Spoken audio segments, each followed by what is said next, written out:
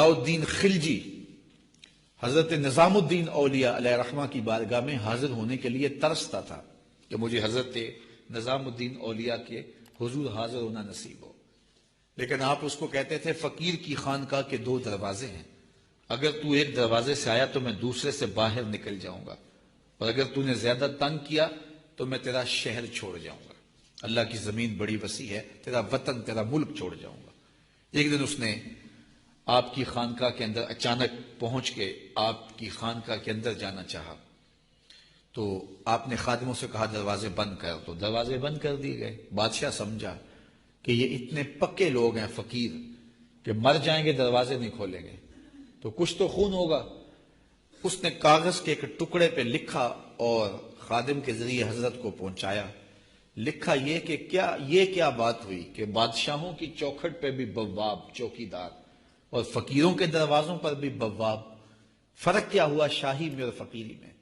تو حضرت نے کاغذ کے ٹکڑے کی پشت پر لکھا فرق یہ ہے کہ بادشاہوں کے دروازوں پر جو بواب ہوتے ہیں وہ فقیروں اور سائلوں کو روکنے کے لیے ہوتے ہیں، اور فقیروں کی چوکھٹ پہ جو بواب ہوتے ہیں وہ بادشاہوں کو روکنے کے لیے ہوتے ہیں۔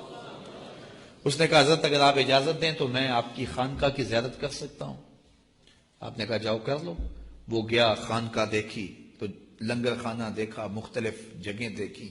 جب استبل میں پہنچا، گھوڑوں کا استبل تھا بہت بڑا حضرت نظام الدین اولیاء کا، تو جب وہاں پہنچا تو کیا دیکھا کہ گھوڑوں کی جو میخیں ہیں، قلعے جو ہیں وہ چاندی کے ہیں، اور جن زنجیروں اور سنگلوں سے ان کے پاؤں باندھے ہوئے ہیں وہ سونے کے۔ تو بادشاہ کو پھر شرارت سوجی تو اس نے پھر کاغذ کے ٹکڑے پہ لکھ کے حضرت کو بھیجا، یہ کیا ہوا؟ بادشاہوں کے پاس بھی سونا اور فقیروں کے پاس بھی سونا چاندی، تو فرق کیا ہوا بادشاہوں اور فقیروں میں؟ تو شیخ نے اسی کاغذ کے ٹکڑے کی پشت پر لکھا فرق یہ ہے بادشاہ خزانوں میں سنبھال کے رکھتے ہیں، فقیر گھوڑوں کے قدموں میں ڈال کے رکھتے ہیں۔ تو ان کے نزدیک سونے چاندی کی اہمیت کیا ہوتی ہے؟ جب بہار چین، یہ بہت بڑا قیمتی قالین تھا، ایران جب فتح ہوا حضرت فاروق اعظم کے زمانے میں، تاریخ پڑھیں تو یہ بہار چین ایسا قیمتی قالین تھا کہ اس زمانے میں اگر کسی کو وہ بہار چین پہ بٹھا دیتے تو وہ ساری زندگی ناز کرتا کہ میں بہار چین پہ بیٹھا ہوا ہوں۔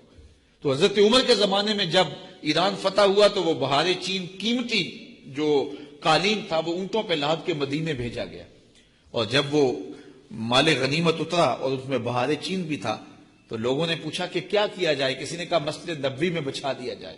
تو حضرت عمر نے کہا یہ اس قابل کہاں ہے کہ مسجد نبوی میں بچھایا جائے؟ تو کہا کہاں رکھا جائے؟ مسجد نبوی سے باہر جہاں لوگ جوتے اتارتے تھے، حضرت عمر نے آرڈر دیا کہ یہاں بچھا دو، لوگ جوتے صاف کر کے مسجد میں جایا کریں۔ جس قالین پہ زمانے کو ناز تھا وہ قدموں میں بچھا ہوا تھا۔ یہ اسلام کا مزاج ہے۔ نظام الدین اولیاء علیہ رحمہ کو محبوب الہی کہتے ہیں نا، ان کا واقعہ بھی علماء نے یہ لکھا ہے، صوفیاء نے، کہ ان کے شیخ حضرت بابا فرید الدین گنج شکر رحمۃ اللہ تعالی علیہ ایک دن موج میں آ گئے اور کہا کہ نظام الدین محب بنو گے یا محبوب بنو گے؟ تو یہ بڑی خدمت کرتے تھے اپنی شیخ کی، تو کہا کہ محب بنو گے یا محبوب؟ تو کہا حضرت اگر اجازت ہو تو اپنی ماں کو نہ پوچھاؤں۔ اللہ اکبر! ان لوگوں کی مائیں بھی تو صاحب حال ہوا کرتی تھی۔ تو کہا کہ اگر اجازت ہو تو اپنی ماں کو نہ پوچھاؤں کہ محب بننا ہے یا محبوب بننا ہے؟ کہا جاؤ تمہیں اجازت ہے۔ تو گھر کی طرف روانہ ہوئے، ایک آدھ دن کا سفر کیا۔ راستے میں ایک فقیر تھا مجذوب، جو راستے میں بیٹھا تھا، حالت اس کی عجیب سی تھی، تو یہ سلام کر کے گزرنے لگے تو وہ مسکرا کے بولا محب بنو گے یا محبوب؟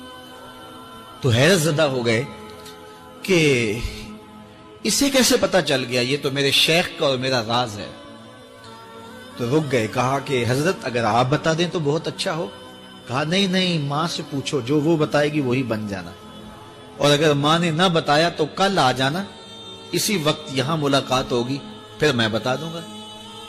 خیر چلے، رات کو پہنچے، والدہ کی خدمت میں سلام پیش کیا، پاؤں دبائے اور کہا کہ شیخ موج میں آ گئے اور کہا محب بنو گے محبوب بنو گے؟ تو میں نے کہا ماں سے پوچھ لوں۔ تو میں اماں جی آپ سے پوچھنے آیا ہوں، راستے میں یہ واقعہ بھی ہوا۔ تو ماں نے کہا کہ بیٹے تم صبح ناشتہ کر کے پلٹ جانا اور وہ جو راستے میں تیرے دل کی بات بوجھ گیا وہ کوئی صاحب حال تھا، وہ تمہیں صحیح بتا سکے گا کہ محب بننا کہ محبوب بننا۔ خیر یہ صبح ناشتہ کر کے ماں کے پاؤں پکڑے، اجازت طلب کی اور واپس نکلے، اور وہاں جا کے دیکھا تو کوئی فقیر نہیں ہے۔ بڑے حیرت زدہ ہوئے، دائیں بائیں سے پوچھا کہ یہاں کل ایک بابا بیٹھا تھا، کہا وہ تو کل کے فوت ہو گیا۔ تو کہا اس کی قبر کہاں ہے؟ کہا قبر کس نے بنانی تھی اس کی؟ وہ گندگی کے ڈھیر پہ لوگوں نے پھینک دیا۔ دل میں بڑے حیرت زدہ ہوئے، اتنا با کمال تھا، لیکن اپنی حالت یہ، خیر وہاں چلے گئے اور جا کے کھڑے ہو کے پوچھنے لگے، بندہ خدا دل کی باتیں بوجھتا تھا اور میرے ساتھ وعدہ کیا تھا کہ اگر ماں نے نہ بتایا تو کل آنا، اور اپنا پتہ ہی نہیں تھا کہ کیا ہونے والا ہے۔ یہ بات کہی تو بابا اٹھ کے بیٹھ گیا۔ عرش فرش تے بانگا ملیاں تے مکے پہ گیا شور، بلے شاہ سا مرنا ناہی تے گور پیا کوئی ہور۔ ہاں اٹھ کے بیٹھ گیا اور کہا کہ نظام الدین، محبوب بننا محب نہ بننا۔ محبوں کا یہ حال ہوتا ہے، نہ کفن ملتا ہے نہ دفن ملتا ہے، محبوب بنو گے تمہاری قبر پہ بھی میلے لگیں گے۔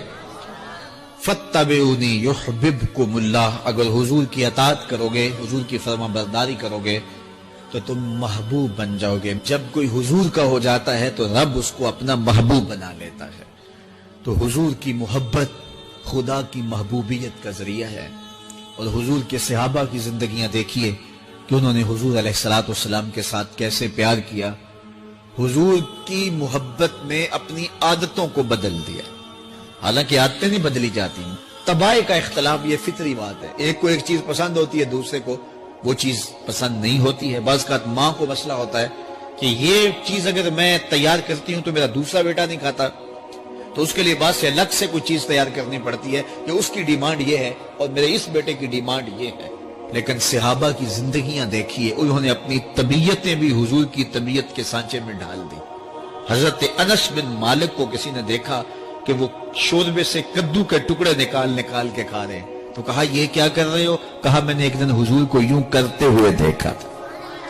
تو طباع کا اختلاف یہ ایک فطری اختلاف ہوتا ہے، لیکن صحابہ نے اس کو بھی چھوڑا اور حضور کی محبت کے سانچے میں ڈال دیا، حضور کی چاہت پہ اپنے مزاج کو بدلا۔ اللہ اکبر۔ حضور علیہ السلام مدینہ المنورہ کی گلی سے گزر رہے تھے، ایک گنبد نما مکان بن رہا تھا، اور ایسے مکان حضور کو پسند نہیں تھے۔ تو آقا کریم علیہ السلام نے پوچھا یہ مکان کس کا ہے؟ کہا فلاں انصاری کا ہے۔ حضور گزر گئے، چہرے پہ تھوڑے سے ناگواری آثار حویدہ ہوئے۔ کسی نے اس صحابی کو بتا دیا کہ حضور گزرے تھے، تیرے مکان کو دیکھا، شاید پسند نہیں آیا۔ 2-4 دن کے بعد حضور دوبارہ گزرے، دیکھا کہ وہاں ملبے کا ڈھیر پڑا ہوا تھا۔ فرمایا صحابی کو بلایا گیا، کہا میں پرسوں ترسوں گزرا تھا، تیرا مکان دیکھا تھا، یہ کیا ہوا؟